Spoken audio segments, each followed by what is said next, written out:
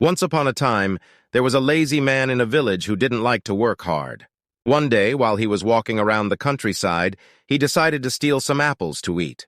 However, a farmer saw him and started chasing him.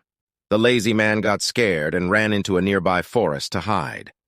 While in the forest, he saw an old wolf that had only 2 legs. He wondered how the wolf was able to survive with only 2 legs when he couldn't run or feed himself properly. Despite the difficulties, the wolf seemed happy as he crawled around.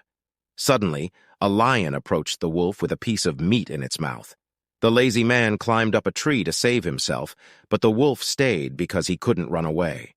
The lazy man was amazed when he saw the lion leave the piece of meat for the wolf to eat.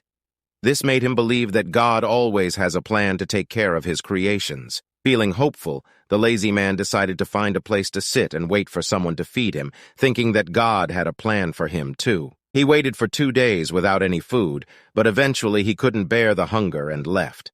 On his way, he met an old sage and shared his story, asking why God showed mercy to the crippled wolf, but not to him. The sage explained that God indeed has a plan for everyone, including the lazy man. However, the lazy man misunderstood God's signs. God didn't want him to be like the wolf, but rather like the lion. The sage advised him not to despair and encouraged him to reflect on his life and the signs he may have misinterpreted.